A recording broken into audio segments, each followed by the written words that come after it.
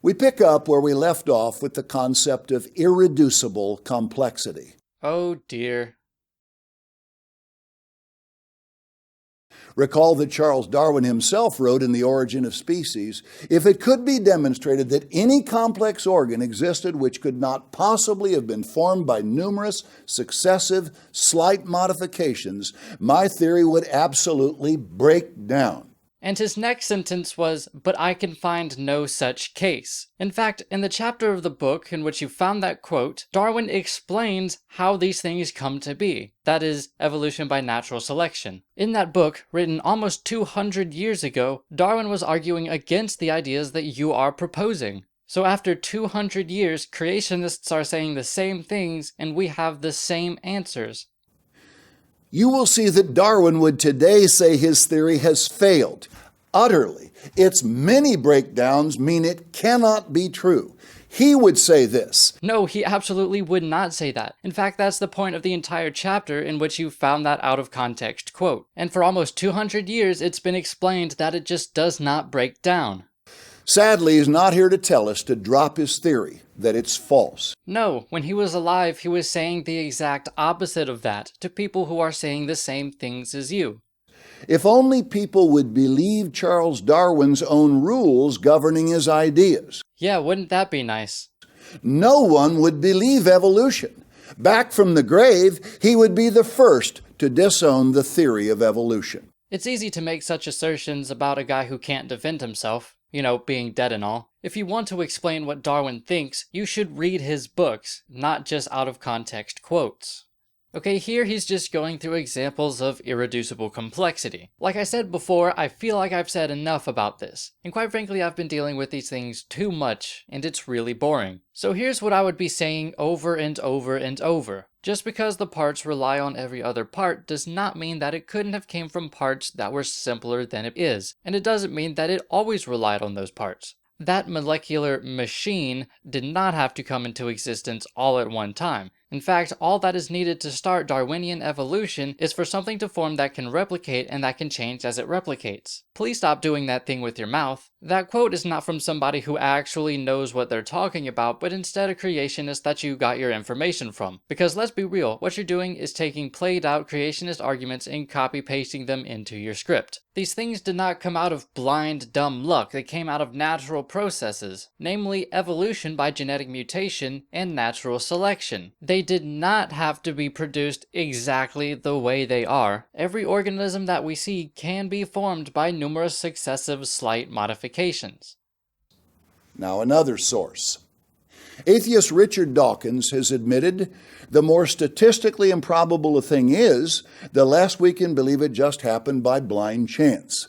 Superficially, the obvious alternative to chance is an intelligent designer. Notice how he's quoting a book that quotes Dawkins instead of quoting Dawkins himself. Again, this is because he just took a bunch of creationist arguments and then compiled them in order to make this video. But this does effectively take away the original source. He doesn't tell us where this quote is from. Well, I found it. It's from an article called The Necessity of Darwinism from The New Scientist in 1982. After this quote, he says, and I quote, "But Charles Darwin showed how it is possible for blind physical forces to mimic the effects of conscious design and, by operating as a cumulative filter of chance variations, to lead eventually to organized and adaptive complexity, to mosquitoes and mammoths, to humans, and therefore indirectly to books and computers. Darwin's theory is now supported by all the available relevant evidence, and its truth is not doubted by any serious modern biologist."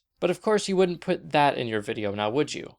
Nothing works unless everything works at the same time. That's not true. If my left eye was taken out, my right eye would function just fine, just as would my arms, legs, kidney, liver. And even if everything in an organism requires everything else, that does not mean that it couldn't have come from a simpler version of itself. There could have been an organism many generations before it that in one way or another did not require a specific part, but once it grew that part, it was very helpful, and then grew a dependency on it. And even then, that specific part could have started off simpler than what it is today. DNA could not have gradually come into existence. You keep using the phrase to come into existence, but that's very vague, unhelpful, and misleading. Whenever DNA first appeared in its simplest form, it could then change to be different. Special creation is required for DNA to exist. No, it's not. Evolution by natural selection explains these things very well. I know I'm saying the same things over and over again, but these creationists are too. As with uranium-238 in its provable moment of beginning, You mean implied process in which radioactive elements are formed? the great pattern of all life is that it can only come from pre-existing life. The way it is now. Just because we only see living things coming out of other living things doesn't mean that it was always that way. And it doesn't mean that every single living thing that has ever existed came from a living thing. And sure, there may have to be an origin for all living things, but that doesn't mean that it's your God. When examining tiny organisms like protozoa and bacteria, it can be demonstrated that life only comes from life. No, that's not a reasonable conclusion. If anything, it can demonstrate that we only see life coming from other life, but that does not mean that there is absolutely no other possible way for life to form. There are many kinds of life, but each continues to reproduce the same kind over and over. This is indisputable. It is not indisputable. Organisms can produce organisms that are similar but slightly different, and organisms can thereby, through successive generations, create organisms that are further and further away from what it originally was. Life can never come from non-living objects. No, there is nothing in science saying that this cannot happen. We say that it doesn't, but that doesn't mean that it's impossible. Biologists know that all cells can only come from pre-existing cells.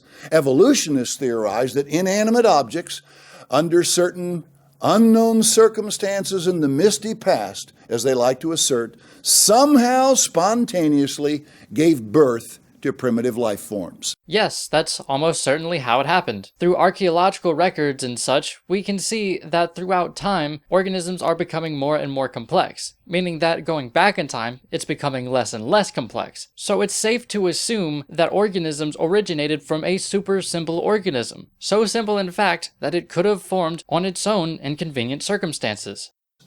But this presents enormous problems for anyone familiar with the nature and complexity of simple cells. Unless, of course, you understand evolution by natural selection. Even the most rudimentary cells are extremely complex. The way they are now. The simplest organism capable of independent life, the prokaryote bacterial cell, There's nothing saying that there can't be anything simpler. is a masterpiece of miniaturized complexity which makes a spaceship seem rather low-tech. And your point is? Here's another source. The cell needs all its basic parts with their various functions for survival.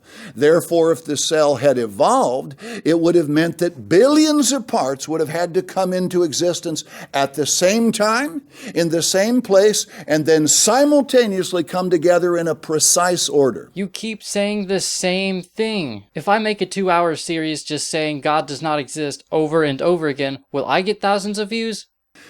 Skeptics ignore the truth that it is impossible to have life without a life giver. No, we just recognize that it is not a truth. The way we see things now does not imply that it has always been that way. Only God has life inherent in himself. Well, believe it or not, God done it is just an intellectual cop-out, because you think God is some all-powerful being that does not need to be explained in himself. This is what makes him God. No one created God. Yeah, that he doesn't need any explaining. He's just everything that we need him to be in order to understand things. But is he merely a blind power? A dumb first force? An imaginary friend? Just complexity screams no. Well, Darwinian evolution screams, shut up, complexity. The first law of thermodynamics points to a creator's eternal existence. No, it doesn't. It points to energy's eternal existence. The first law of thermodynamics, despite what you have written on the screen, actually states that energy within a closed system remains constant over time. That implies that energy is neither created nor destroyed. So what you're saying is that energy is not created or destroyed, therefore it was created. Forgive me if I don't see how that follows. Remember, this law says something cannot come from nothing. No, it's saying that energy isn't produced. Thus, a creator had to always exist. Again, energy had to always exist. Science has effectively proven that if there were not an eternal God being to create the universe, there could never have been a universe. Then you don't have the same science as everyone else. He's just asserting these things over and over and over again and acting like it's proof of his God. Since a cause must be greater than the effect, that's not a scientific idea, and it's far too vague to be helpful. A maker, an all-powerful God, had to exist through eternity to affect the creation. Believe it or not, in order to understand things that we can question, we do not need to come up with things that we cannot question. Science has unwittingly demonstrated God's existence while simultaneously debunking evolution. No, again, he's asserting this and acting like it's proof, but it's simply not true. A Nobel Prize-winning physicist stated, "The progress of science, no matter how marvelous it appears to be, leads to dead ends and shows our final ineptitude at producing a rational explanation of the universe." That's just saying that we can't understand everything. No matter what new information we find out, we can always ask why. There will always be things to find out, and there will always be questions to ask.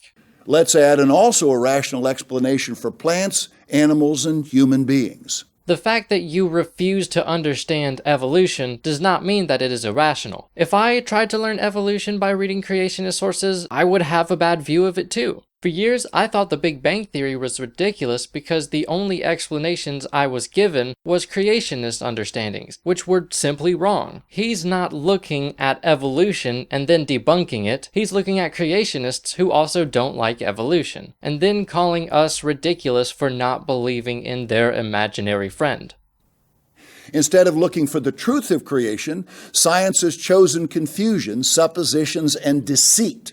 Ignoring the evidence, evolutionists and others are forced to conjure illusions, which should be getting easier to see for what they are. Really, scientists have done that. Look, science looks for reality, and reality doesn't match up to the Holy Bible. I'm sorry, but it doesn't. But you creationists are the ones twisting the words of the proponents of evolution. All of the alleged proofs of God that I have found are dishonest, confusing, and all around underwhelming.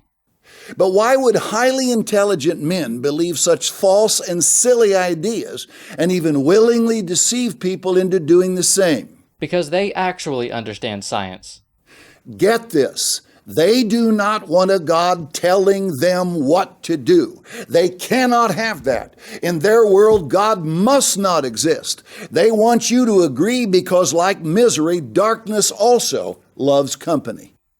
It has been pointed out to me that as this series goes on, I seem to be getting angrier and angrier. And this is why. See, David here is giving us ridiculous, uneducated, unscientific strawmen, and he is insisting fervently over and over and over that atheists are ridiculous, evolutionists are ridiculous, while he himself can't deal with the facts of the world around him. Atheists are not atheists because they do not want God to exist. It's because they don't see that God exists. In fact, there's nothing that I want more than for eternal life to exist. Now, believe it or not, I once believed everything that he's saying, and I was just as adamant about it. But after a while, it became fairly evident that God just wasn't there. And I spent quite a lot of time trying to find actual convincing evidence that there was a God. But I couldn't find any. But I did find a lot of stuff that was very deceitful. That's why I make these videos. So that if there's somebody out there who's trying to make sense of all this, maybe I can help them out. Because science knows creationists aren't going to do that.